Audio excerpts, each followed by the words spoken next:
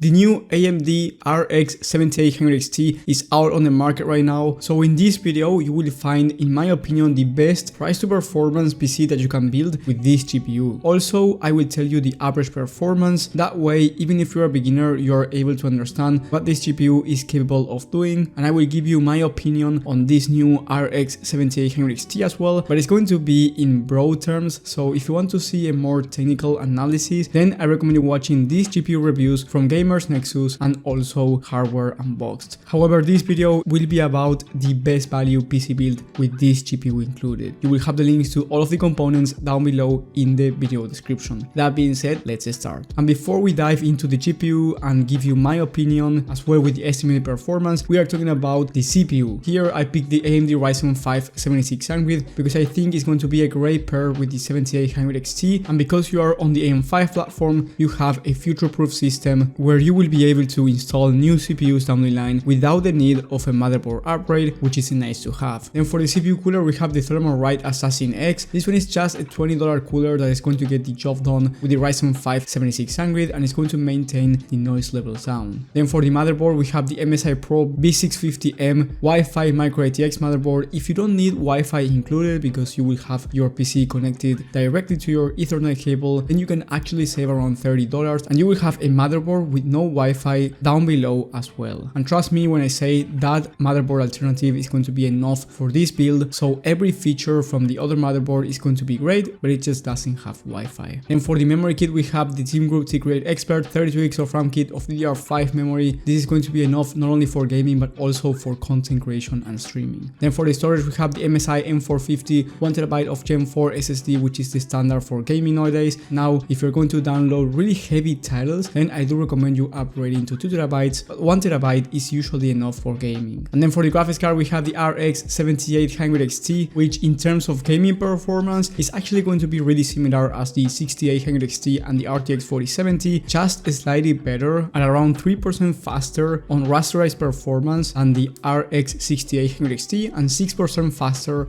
on average at 1440p rasterized performance than the RTX 4070. So at 1440p you can expect 120 plus FPS on average experience, which is going to be really good for the price. And then at 4K you can expect 70 plus FPS on average. So in terms of price to performance, the new 7800 XT is the best price to performance GPU. However, the difference between the 7800 XT and the 4070 and also the 6800 XT in terms of rasterized performance is nothing too crazy. So in my opinion, if you're looking for rasterized performance, yes, go get the 7800 XT since it's going to be the best one in terms of price to performance. You get slightly better performance and also a more power efficient card than the RX 6800 XT. But if you already have the 6800 XT, please do not upgrade. I've been recommending the 6800 XT for a while now, and for those who bought that card, keep it since the 6800 XT is still amazing. But if you're looking for a new build, go ahead with the new 7800 XT for 1440p or 4K resolution. If you want to run esports titles, then you will be able to average way more than 200 FPS at 1440p depending on the esports title and the settings. So my recommendation if you're going to buy a monitor is a 1440p 240Hz monitor. However, if that's too expensive for you, I completely get it, then go for a 1440p 160Hz monitor. And if you're not looking to play any FPS titles and you have some money to spend, then I do recommend you going with the 4K 75 or 144Hz monitor.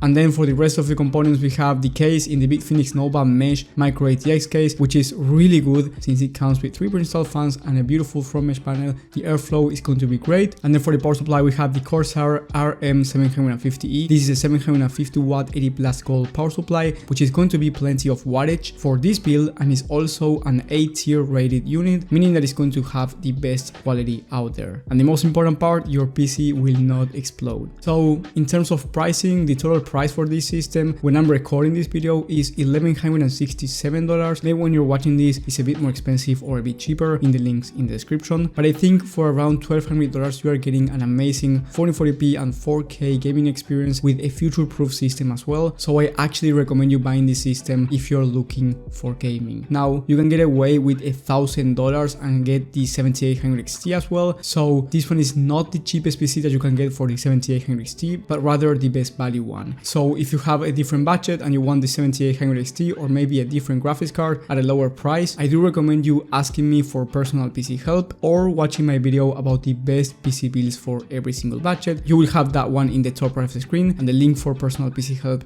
in the comment section. Thank you for the support and I will see you on the next one.